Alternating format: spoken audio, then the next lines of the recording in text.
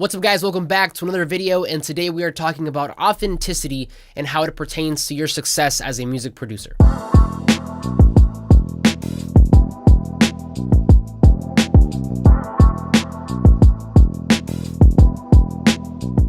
So today I want to talk a little bit about branding in the producer community and specifically about authenticity and being real. If we look at the landscape that is the producer community at the moment, specifically the online community, which I think a lot of that is one and the same because a lot of producers tend to live and thrive on the internet. But if we look at that spectrum of people, a lot of that is full of fancy producer names, producer tags, colorways, and logos. A lot of that I know is done to fit into and operate within a market, but the question for me has always been, how much of that is real? I know the logo, I know the tag, but what is the person behind all of that really like? Now, a lot of this, I would say it's a combination of us living in the social media age where everyone has to have a brand, and we all want it to be this well thought out, well polished version of ourselves, combined with the fact that in hip hop, traditionally, it's never really been acceptable to be vulnerable. A lot of this is changing, but historically speaking, the irony behind all this is that I've currently been asking that same question about myself. To better understand this, let me tell you guys a personal story because much like with anything, this stems from a very personal experience. So in late 2016, I went to A3C with a group of friends. Now, if you don't know what A3C is, it's basically this big networking convention conference thing in Atlanta with a big focus in hip hop. I went to not only have a good time with my crew, but also to meet new people, spread my music, and just network. Now, at some point in this trip, we ended up going to a BeatStars workshop where I got the chance to meet people like Kato, Taz Taylor, and even Abe, the founder of BeatStars. As a matter of fact, we got a chance to have dinner with him that afternoon, so that was pretty cool. Now, although that was a great experience, the entire focus, the entire dynamic of that trip changed for me because it went from me wanting to meet new people and network, which is what you really should be doing, to all that is irrelevant, and the only thing I need to be doing is developing a strong brand and selling beats from my bedroom for the rest of my life without having to see another person ever again. Now, I think this kind of reaction is very common to anybody who was first introduced to beat leasing because it's a very lucrative business. I mean, there is an unlimited upside to how much money you can make if you do things properly, and you could be making lots of money from the comfort of your home. So with that being said, I immediately came back home and I started to brainstorm producer names, producer tags, the whole nine. Now, all this sounds great if that's you, but the problem is that wasn't me.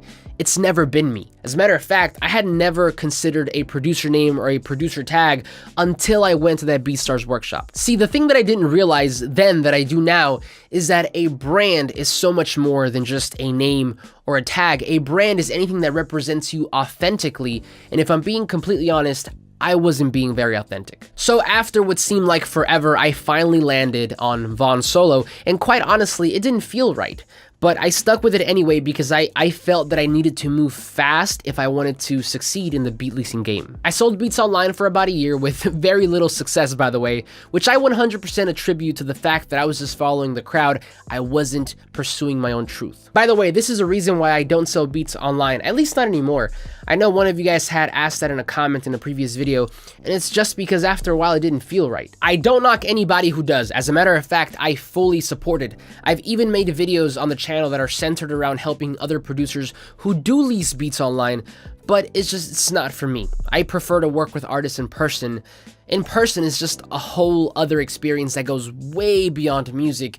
It's connection, it's emotion, it's energy with another human being, and that's what I like. On top of that, music for me is not only just about making money, it's also about being inspired enough by someone else to create something great and everlasting. And one of the worst feelings for me was when someone leased one of my beats and they sent the finished song back all excited, and I couldn't reciprocate that energy. In any case, after about a year of being unsuccessful, I dropped the name and just went back to being me, and that's when I started this YouTube channel. Now initially, and not a lot of people know this, but this channel, when it first started out for the first like 6 months, it was a vlogging channel. A lot of the content that I put up were studio vlogs of me with artists here in the studio kind of just working on projects. But the problem here again is that I wasn't being authentic. I was only vlogging because that was a cool thing to do. As a matter of fact, now I know, without a doubt, that I don't even like vlogging. Eventually, I think I started to realize this internally because the vlogging gradually faded and I started to do more educational content, which I found out that I enjoyed so much more. The crazy part is that after I started making the content that I genuinely cared about and wanted to do, that's when all of you showed up, and I should have taken that as a sign, but here I was again, getting too much into my head, overthinking things and comparing myself to others because I started to look around the YouTube producer community and I started to realize that, again, it was full of fancy producer names, and I started to doubt myself and question if I had made a mistake by not having one myself. Long story long, I eventually readopted the Von Solo moniker and switched everything around once again. I even did a video on it for the channel, and I did like this whole social media launch campaign, and this is where we are now. Now, why am I telling you all this? I'm telling you all this for a couple reasons. Number one, because up until the point where I made the switch from vlogging to what we have now, the content that I really enjoy making, I feel like I had just been looking at other people, seeing what they were doing, taking inspiration from them without really asking myself if that was authentically me. I originally picked up an alias because I wanted to fit in, and I thought that's the only way that you could succeed in the music industry, but the truth is that that's never been me. I feel weird showing up to any event and introducing myself as anything other than Ivan. And as a matter of fact, it got to the point where I stopped going places, I stopped networking because I knew that if I showed up, they were going to ask what I did, and I didn't know how to address all this without bringing any of this up. On top of that, as I mentioned, I started to realize and discover that I didn't really like leasing beats. And I don't just like to work in hip-hop, I also like to work in alternative and singer-songwriter and pop, and I've also been engineering and mixing records lately a lot more. All areas, ironically enough, where a producer name and a producer tag are a lot less common. The second reason I'm telling you this, especially if you're younger, is that it's okay if you don't know who you are yet. As a matter of fact, I firmly believe we don't really ever get to that point because we're forever evolving and forever changing. Things just kind of get a little clearer along the way. And the best thing we could do is just be ourselves for every step of it. Finally, and possibly most importantly, the biggest lesson, at least for me here, was that it's all right to be human. It's all right to mess up. It's all right to not have your shit together because, again, we are all forever learning. But what's never all right is to not be yourself. Now, yes, everyone is allowed to be inspired by other people in our own journey of self-discovery. It's all right to try new things until you figure out your own truth. But what's important is that for every step of the way, we should be asking ourselves, is this authentic? Is this me? It took me a long time to realize this, but a producer name, a producer tag, or whatever, that's not what makes me special or even a good producer. What makes me unique is my specific character traits, my personality, my way of thinking, the way that I approach music, because there are plenty of other similar producers out there, but as corny as it sounds, there's only one of me. And honestly, that's the real key to success, in my opinion, because like I said, there's 1,000,001 producers out there who probably make better music than you and I combined, who probably have a better tag, a better logo, or a better colorway, but the one thing that they'll never be able to replicate, the one thing that they'll never be able to do better than you, is be you. Now, I do want to make something abundantly clear here.